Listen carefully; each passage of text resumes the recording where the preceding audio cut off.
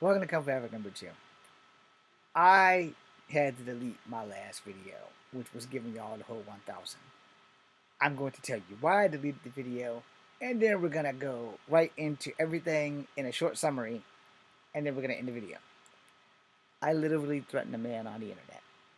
I outed my cousin who robbed my aunt of her house, and I'm only going to give you his first name this time, John.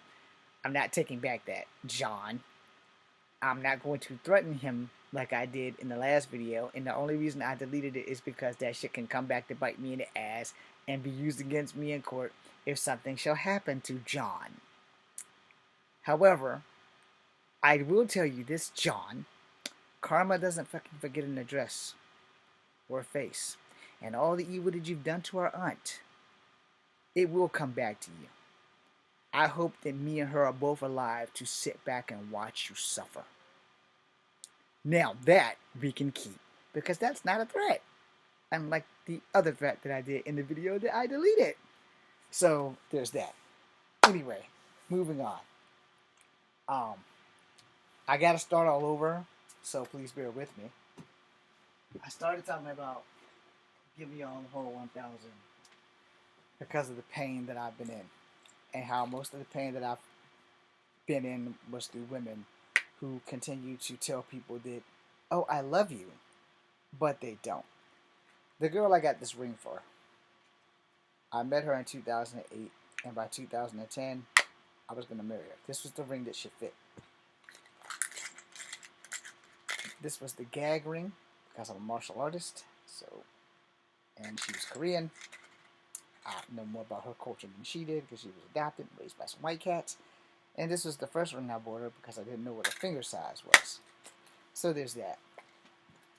I put my hopes and dreams and my heart into this girl, but I loved her with my entire soul. And then one day, after we saw Twilight, the exact thing that happened was I went to work. She called me at work because I got rid of my cell phone. And when I got there, I cleaned up her room, started with the dishes. I never actually got to the bedroom. And I'm washing dishes and she's talking to me. And, you know, we had a good night the night before because we hadn't had sex in a long time. Or when we had sex, it was all about me doing the licking instead of the sticking. And, don't worry, I like the lick. Anyway, she's sitting there and I'm washing dishes and she's talking to me. I'm hearing her, but I'm not really listening because I'm focused on getting these dishes done because then I'm going to go clean her room. That was like my ritual. When she would go to her parents' house on the weekend and I wasn't invited, I would go to her house and I'd clean her room from stem to stern. And then I would call and say, hey, look, there's 2 bags on your bed. One of them is trash. The other one is possible trash. You go through the possible trash and put it in the trash bag, and then you can toss it out. I went through all your papers, and if it didn't look like trash, it's in the bag on the right. Everything that was trash came out of the trash can on the bag on the left. Even wrote little notes, not sticky notes, like big sheets of paper. This one is possibly trash. This is trash. I didn't wash her clothes or anything. I picked all the dirty clothes off and put them in a goddamn toy. I put them in a clothes basket, and then I went the fuck on home. You know, and her roommates be like, "You clean her room all the time?" Yeah, I clean her room. How y'all think y'all dishes get washed? Because all of her roommates, all girls, lazy as fuck, never wash dishes. I was there more than I was at home. I washed dishes there every night, even if I didn't eat at the house. I come to her house. Like sometimes she's like, "Can you meet me at my house when I get off from work? I need your help for something." Come to the house. Her help is I gotta clean the fucking house because they're gonna have an inspection, and her roommates and her are exceptionally lazy. So I cleaned the fucking place up. No, didn't get a goddamn dime for it. Sometimes didn't even get sex, which really fucking sucked. But anyway, she broke up with me, and her last words to me was, "I don't love you. Relationships are overrated, and you can't come see me anymore." Now, before y'all pass judgment, we need to thank her. Because had I not met her, Kung Fu Havoc number 2 wouldn't exist. Alright? So, before I met her, I was going to unalive myself.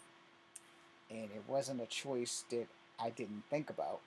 I just had reached fuck it one too many times because my family was against me on damn near every level except like my older sibling. And things were happening in my family that I just couldn't fucking control. And it's illegal for me to beat the fuck out of people, which is why I deleted the first video because I threatened to do that to somebody. Anyway, moving on. So I figured I'm gonna go to Canada and I'm gonna unalive myself. I'm gonna get into the biggest bar fight that ever was. It's just one problem. I don't go to bars, which isn't the problem because you can find a bar anywhere. As a martial artist, my skills are so honed that my reflexes have no reflex control. They do what they do because it was what they were trained to do since I was a child. So it's more than likely me getting beat to death wasn't going to happen. But that was the plan. That was the plan. So I met her, had 2 good years of my life until the last part of that second year. 1 week away from our anniversary, where I was going to get on my knee and attempt to become the happiest man on earth. Don't worry, I have no ill will toward her, just in case she's watching. Don't worry, I left your name off. I hope you're happy if you're watching. I hope you're well. I hope you live a very important and valuable life. And don't take anything that I said personally. You did do this, but I am grateful because had I not met you, I wouldn't be alive to have a crush on the hottest wrestler in the universe. Anyway, we're not going to go to the flawlessly dangerous, really sexy, and breathtakingly beautiful Zeta Zang. Who's never going to see this video, by the way. But anyway, you guys are going to see it. The 348 of you who are here, you're going to see it, which is the most important. Okay, so here we go. We broke up. I joined the army. I joined the army for one purpose, and one purpose only. It wasn't to be a hero. It was to die. The blessing was I got infantry. The curse was I got infantry. Don't get infantry. If you want to join the army, don't get infantry. All right, now let me explain that. Because after I got down to Fort Benning, I got a realization. Motherfuckers like me. Motherfuckers care if I live or die. My fucking family don't like me half as much as these motherfuckers. Understand that shit. These motherfuckers that wore the same fucking blouse that I wore on a fucking daily. The same motherfuckers that wore this shit, this urban renewal. The same motherfuckers that did push-ups with me. The same motherfuckers that gave a damn if I live or die. The same motherfuckers that got smoked with me on a fucking daily basis for something that somebody else did until I joined Delta. Then we got smoked for something that I did. These motherfuckers gave me purpose. So 2 Bravo Company, with the exception of 2 drill sergeants and 1 asshole from New York. To the exception of those 3 people and Bravo Company, thank you. Thank you. 4th Platoon, Outlaws. And when I was the 2nd Platoon in Delta, I was Death Dealer, which was a lot cooler. This is my belt. So 433, I was Father Time. Thanks to one of the drill sergeants who liked me but didn't like me. I still respect the motherfucker, but not the main drill sergeant. In Bravo, I was 255, old dick, because I was the oldest guy there. I was 37. I was older than even the first sergeant, who was 36. So, thank you to all 3 of those drill sergeants. Drill Sergeant Lemiskwa, Drill Sergeant Haynes, and Drill Sergeant Almberg. First Sergeant Farisco. Thank you. Thank you. I owe you guys my life for giving me purpose. The Army owes me a lot for fucking up my hip. But I fucked up my hip when I was in Bravo. But we didn't know how fucked up it was until I got to Delta. In the fucking tree of woe. Anyway. I wanted to die. So I found out some shit while I was in there. That I could go active first even though I was National Guard. I can either be deployed when my unit gets deployed, which means I have to wait till we get deployed. So it's 2 weekends, 2 months, 2 weeks a month, or 1 week a month. The first weekend of every month. I got to choose my weekends because I was so old.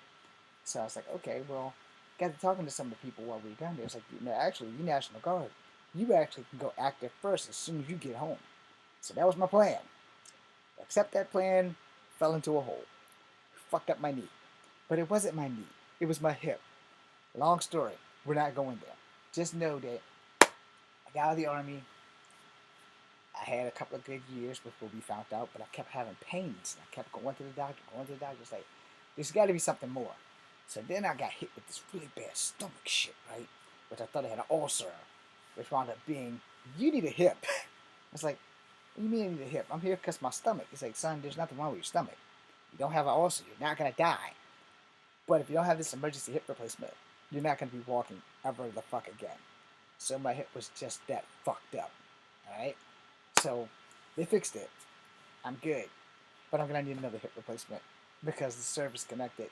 Because when they were noticing this one, they took a look at the other one and said, okay, you know what? How long has your hip been fucked up? I said, my hip's not fucked up. It's like, yeah, son, your hip's fucked up. I said, well, it wasn't fucked up when I went into the army. We know. But your hip's fucked up now. And the shit's deteriorating. He's like, well, how did they miss that? They made me drink this blue shit, and it's supposed to show all the stuff, and they said that there was no fucking damage. So obviously the doctor can't read the charts. It's like, yeah, okay. So then I got an Indian doctor from India who fixed me up pretty good. Thank you, sir.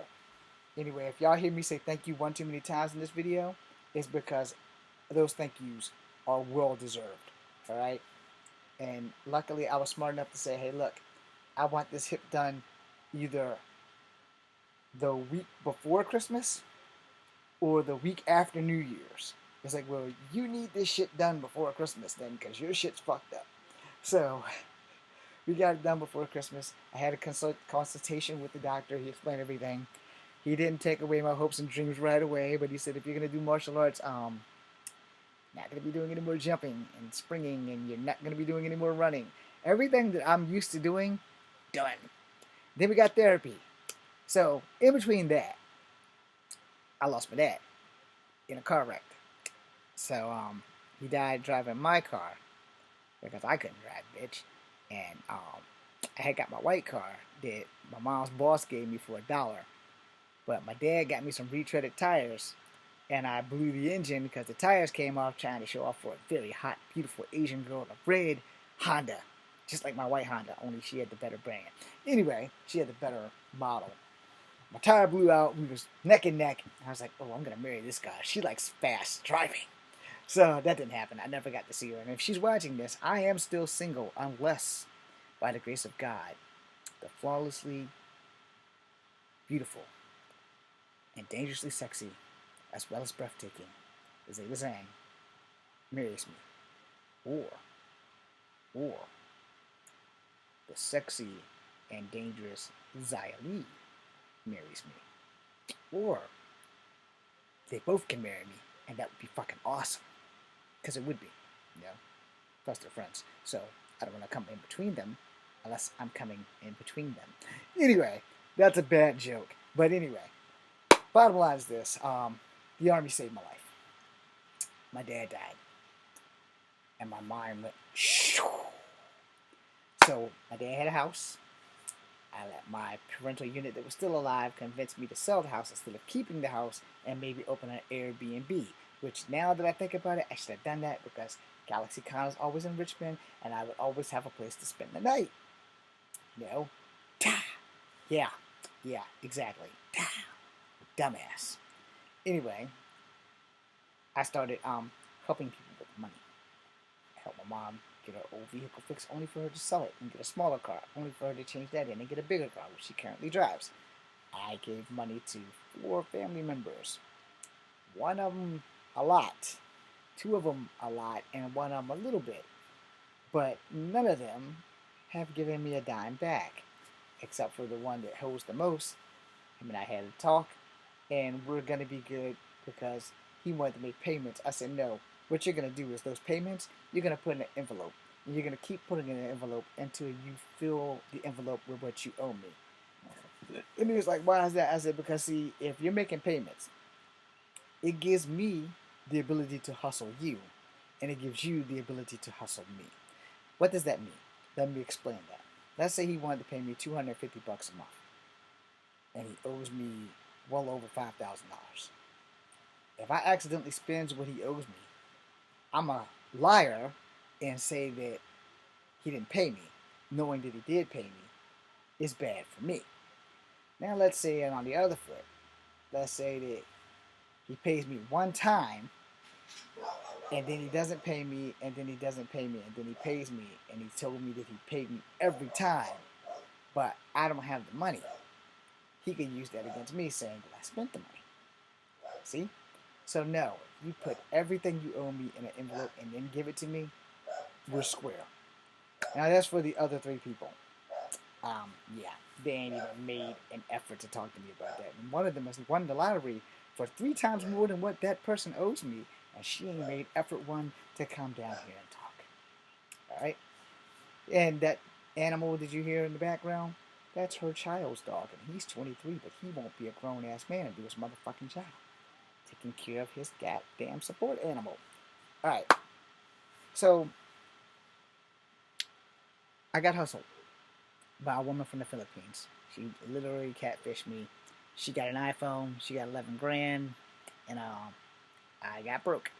And I got a little bit over with another woman that I gave money to, but then she became a lesbian, and that went that way. So then, I have another family member who currently won't stop asking for money because she made a mistake and had 2 more babies by a ruthless piece of shit. And I gave her my last $50 last night. So my bills are very far behind because a couple of weeks ago and a couple of weeks ago and a couple of weeks ago it was between $50 and $35 here, and I have no more money. So if you're watching this, yes, we're done giving you money. In fact, I'm done giving everybody money. And somebody busted in talking while my lights are on. So I'm going to end the video here. And with this, I want you guys to all understand. If you are out here and you are hustling people and you're taking money from people who have big hearts and open minds and you're enjoying this shit, this is specifically for you. Karma does not forget an address. And I hope you get every fucking dose of that shit that you put out there. But remember, when karma comes back, it comes back tenfold. I don't want nothing to do with it. But I wouldn't be too mad if I got to see it. I'm Echo Fangrey. This is Kung Fu Number 2. Be seeing